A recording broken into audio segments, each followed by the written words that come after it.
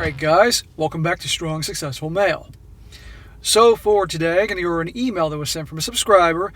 This is from a guy, sounds like he's probably in his very late 50s or maybe early 60s, from over in the UK. And he's going to share his story about events that happened back in the 80s. I'm thinking, I guess, the early 80s, mid-80s, whatever. When he was young, I think about 22 years old, when he eventually got engaged to this young gal, and sadly, so many things that happened in the stories that I cover happened to him. Except, wait for it, it was decades ago, another part of the world, and yet, surprise, surprise, women were the same back then and a different part of the world. But you're going to see in this story, guys, this guy made a lot of mistakes that many of us make. He gets involved with this gal who thinks she's absolutely amazing, and yet for some reason, she wouldn't sleep with him. And it was almost like she was keeping him on layaway for the future. Meanwhile, going off on girls' trips, things like that. And you're going to see eventually, guys, unfortunately, he's burned pretty bad by her. And you're going to see a lot of the stereotypes I talk about happen to him. And wait till you find out, and wait till you see, and I'm not going to reveal it, a lot of the red flags she has talk about stereotypes. But don't worry, guys, in the end, this guy has the last laugh, and she gets what's coming to her. And I've been very vague about some of the things I'm saying here because I want you guys to discover these things in real time because it's definitely entertaining. However, there's one part here that there's definitely a twist in this story. Almost to the point that might make some of you question whether this is real. But the thing is this, is that I'm going to give the benefit of the doubt. I won't say extreme benefit of the doubt, but the benefit of the doubt, because you all know sometimes it's a small world about that things can happen, and also that truth definitely can be stranger than fiction. With that being said, here we go. He's, hello SSM. My story. This goes back to the 1980s. Background. I was a 22-year-old final year engineering student at a local university, and Ella was a beautiful 20-year-old blonde working in old people's home. We met at a friend's birthday party at a pub in our town, and we talked for hours. We swapped telephone numbers and agreed to meet up. We had regular dates from then on to everything from pubs to cinema to hiking, etc. Note that there was no intimacy as she was not that type of girl. Red flag number 1. No sex. You're both in your early 20s. Believe me, that's usually when it's all happening and going on. In my opinion, guys, unless both of you are completely, without a shadow of a doubt, super religious or have your own, truly, it's not your thing, you want to wait till marriage, okay, fine. But otherwise, if you want to hook up and she doesn't want to, for whatever reason, you have every right to break up with her and move on. There are red flags there immediately. He goes on. She was from a traditional family. Her father was a minister in a church in our town. So, we have the preacher's daughter. Red flag number 2. What are the stereotypes about the preacher's daughters? You've all heard the stories. You may have experienced some of this. I've experienced this. And let me tell you, it's the whole sweet and innocent thing is BS. We had similar views, i.e. very old-fashioned, so I thought. As time went on, I graduated and found employment and accommodation in a city an hour away. I'd come almost every weekend and we'd meet up. During the week, communication was by traditional telephone, but mostly by letters and postcards. Ella became a student nurse at a hospital in a local town and moved into shared accommodation with other female student nurses. Red flag number 2, nurse. How many stories have I done with these nurses? So let's review here real quick. She won't sleep with him. She's a preacher's daughter, and she's a nurse in training. What could possibly go wrong? And she's living with a bunch of other nurses. Over the summer, I asked her to go on holiday with me to the Scottish Highlands, but she already arranged to go on a Spanish island trip with her female student nurse friends. This is very important later. She explained that if we went together, her parents would get the wrong impression and be very mad. I agreed as I thought we were so good together and nothing could go wrong. This poor, naive guy, and he knows this now, obviously, but he was young. There was no YouTube back then. There wasn't anything like that back then. Shit, VCRs were just starting to become mainstream in the early 80s, for God's sakes. After our separate holidays, I received a letter with a photo of Ella with 5 of her friends, all dressed up in grass skirts with flowers and sombreros. That's important later. Grass skirts and sombreros at a Spanish island. Is this like crossing Hawaii with like Mexico? Okay. Hey, you never know. We went up regularly nearly every weekend. We met up regularly every weekend and wrote and spoke as often as we could. There was nothing different that I could see. My family really thought the world of her. Okay, so she's putting on one hell of a show. What could be going on those girls' weekends? One can imagine. At Christmas, I came back home for a few weeks and spent every day with Ella. Even had Christmas dinner with her family. Her family were very religious, but they were not too pushy to make me join their church. Ella's father especially was a really nice old conservative man and treated me like a son. Over the next few months, our relationship just grew. I thought she was the girl I wanted to spend the rest of my life with, but we never ever slept together due to her values, which I fully agreed to. Smack! If you think she's not getting anywhere else, being the preacher's daughter and a nurse and young and going on girls' trips, you're out of your damn mind. I'm just speaking in general, okay? And if he wanted to hook up, then he should be with a girl that wants to hook up. But you can see already here, guys, he's like the nice guy on layaway the future. Women will pick that guy that they know darn well who's going to make great marriage material, great father, great provider, and they'll keep him on layaway, give him the bare minimum or none at all, plan the future, all that.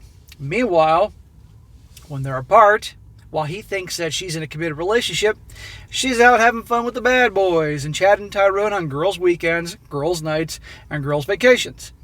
If you don't think this is true, well, listen to all the stories I cover here. And again, this was decades ago in another part of the world. People don't change. Human nature doesn't change. What women respond to and do doesn't make a difference where they live. Same thing. Fast forward to the next summer holidays, and this time I went to Greece with my friends while she went to the same Spanish island with her nurse friends again. Again, we communicated throughout and met regularly throughout the next week and months. Fast forward to our next Christmas, and again we enjoyed our time together. However, I was so naive that I spoke to her father and asked for his daughter's hand in marriage. Smack! Too young. And you haven't even hooked up yet. She could be the most boring, terrible lover in the world, and you have no idea. Another thing young gals do to keep guys around is they don't give them any. That's the oldest trick in the book. While you're giving Chad and Tyrone everything. He was really pleased and agreed immediately. So over the next few days, I bought an expensive engagement ring. Then on New Year's Day, I went down on one knee and asked the question, and she said yes. Well, of course she did. You are the perfect marriage material guy when she's done riding the carousel on the girls' weekends and girls' trips. My life could not have been any better, and we began planning our future together, starting with a summer wedding. We talked about starting a family as soon as we could, even the children's names. Now this is where things became truly surreal. In February, the company I was working for gained a major project a few hours in the north. I had gained a promotion, and they asked me to spend the next year, 18 months, as a site engineer. This entailed moving into the company's own. That's awesome, man. Good for you. This entailed moving into the company's own accommodation, which was far distance away. I would not be able to travel weekly. However, I'd be saving lots of money by being paid more and not having to pay for my own digs. So a win-win situation. I would help to save for our future, too, including the wedding. Cool. The accommodation ended up being a Victorian terrace house in the center of the city, shared with two 50-something engineers and an electrician guy about the same age as myself. Eric was the electrician, and he was a real bad boy, what Americans call a Chad. He was 6'4", rugby player from a town close to my own, and we instantly became friends. So we got the nice guy with the bad boy becoming friends. Imagine that. As there was really nothing to do outside work, we'd regularly just go to the pubs and clubs. Eric would somehow just attract ladies without trying. He really treated women awfully too, and had many come back to the house. That's how it works. He doesn't give a shit. It helps that he's 6'4" and probably a big jack dude and all that, but he just doesn't give a shit. And the more he doesn't give a shit, and the more he treats it with indifference, they chase.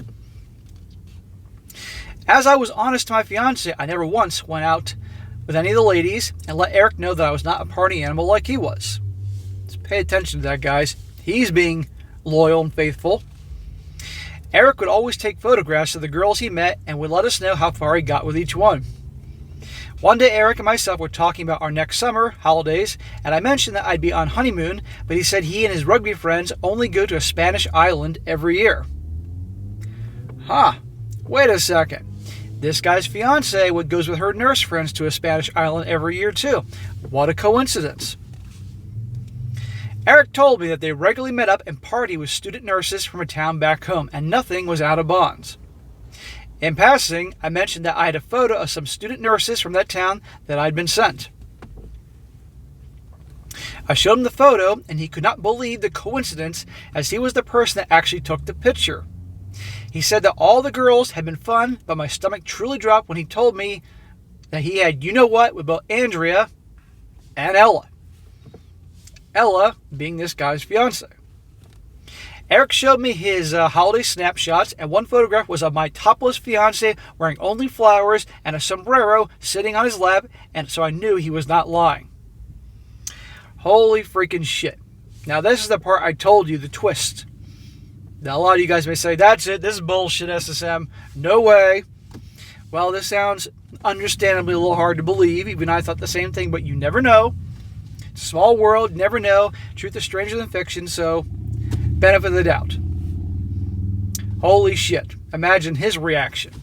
His sweet and innocent, church-going preacher's daughter, don't want to have it till we get married. Turns out, rolling in the hay with Chad and Tyrone, the rugby players. That'd tear your heart out. I was totally devastated. Even today, part of me still feels broken. Eric tried to get me to go out clubbing with him to pick up the girls, but I was just numb.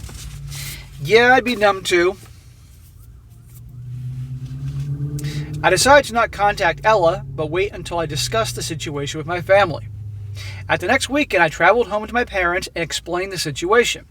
They were very disappointed, but recommended I try my best to forgive her as we were so good together. Smack to your parents. What the fuck are they talking about? Cheating left and right, you got proof. You think you gotta stay with her? Thankfully, we did not go around to setting a wedding date, so at least I didn't have to explain to my extended family. He says no, and he writes this in bold, no, I would not forgive Ella. Well, good, I wouldn't either. My next visit was to Ella's parents. They were happy to see me, but when I told them that our relationship was over, they were deeply hurt. I could not tell them the truth, that their daughter was a cheap cheating SLUT, so I explained that our values were different. Why not? Tell them the truth. They deserve to know the truth, and you deserve to not be potentially labeled the bad guy here. Seriously. I never did go to visit Ella, as I really did not want to waste my time. I let her keep the ring as a memento, as it was now tainted by her anyway. I was mad that not only did she cheat on me, but she let me wait until marriage before having you-know-what, but she was having all sorts of SCX with men that treated her as a disposable article. And that, gentleman, is a layaway boyfriend or layaway man. Do not be a layaway man. The girl will put you on layaway until they're ready to settle. Meanwhile, they're rolling the hay with Chad and Tyrone. Pay attention to the red flags. Do you want to hook up? She doesn't want to? Then, and she claims that she's religious, wants to wait till marriage. Be like, okay, fine. But we're not going to be together. End of story. Because many a guy this happens to. Or they'll get the SCX, but it's extremely rare. And they get the most boring, bare minimum you can imagine. The starfish sex. And they sure as hell aren't getting the other stuff. Meanwhile, the guys find out later on that she had quite the past, and Chad and Tyrone were getting anything back in college. Now, on to the aftermath. He says, well, I stayed away at work for months and ended up becoming really good friends with Eric and his pals. They got me to go out with clubbing and meet loads of women. Well, it's about time. I was never a bad boy, but I did have a number of girlfriends while working away. I'm sure he was making up for lost time, and he had the best wingmen. Literally, he would just have to be... When you're out with guys that are really good with women, you got it made, because you can just hang out with them. And it's usually a group of girls. Say you have 4 dudes. And say you have one guy who's like the nice guy, came along with his buddies. For some reason, he's friends with them. He just has to be there, because usually a group of girls and they want to hook up. And just by hanging out with him, you're going to get some. You may get the least good-looking one of the group, but a guy can get some. But our hero here, I'm sure, learned his... developed his confidence and everything, so look how it turned out. He says, Ella tried hard to contact me, but I never replied and not even bothered to read her letters. She tried to get me by visiting friends and even my parents' house, but they told her to forget about me. So this guy never had a confrontation with her. He was just done. That's it. And you know what? That is an even greater revenge, because she's always going to wonder why and be pissed off about it. I moved the house too, which meant that she could not write or call to me anymore, so I was completely invisible to her. About 5 years later, I did finally run into Ella at the supermarket in my parents' town. She shouted abuse at me, but I calmed the situation by agreeing to talk at the cafe. Why? You didn't owe her anything. She was still really mad that I could just walk away for absolutely no reason and leave her when we were so much in love and about to be hitched. I told her I knew about her S-word exploits on the Spanish island. Her face went instantly red, and she just mumbled an apology as I mentioned I was friends with Eric and his rugby pals. Her response was that she wanted to spend the rest of her life with me and have my children because I was a nice guy. But the rugby guys were nothing but quick fun time that nobody would ever find out about. It was her other nurse friends that convinced her to just go with the flow, as it was what they were there for. Oh, okay, it's not her fault. It's her friend's fault that convinced her to do it. Because she's a mindless zombie that can be easily controlled. Guess what? She's a grown-ass woman. If she's old enough to get engaged, then she's old enough to have to know fucking right and wrong and not cheat. See? No accountability.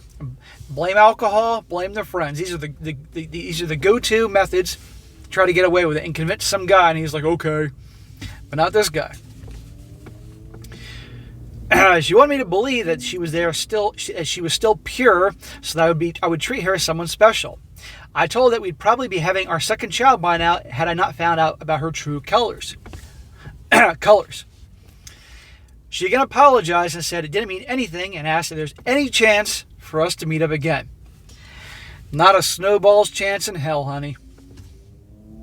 Notice that didn't mean anything. Well, that makes it even worse. It showed that their relationship didn't mean anything. He was good to her. He could have hooked up, but he didn't do that. This was quickly squashed as I mentioned that I was getting married soon. I wasn't really getting married, but I thought it was a good way to shut her down. I told her I was still really pissed. I was really pleased that I got to know Eric, because otherwise I never would have met my current partner. She just burst into tears and could not look at me. Yeah, bro, way to twist the knife. You poured salt in the wound, and then maybe some gasoline in the wound, and then you stuck the knife back in the wound and twisted it around, and then lit it on fire. We parted ways, and I never saw her again. After many years, I heard from friends that she's been divorced twice without any children and was now something of a pig, about 20 stone. I think I really dodged a bullet.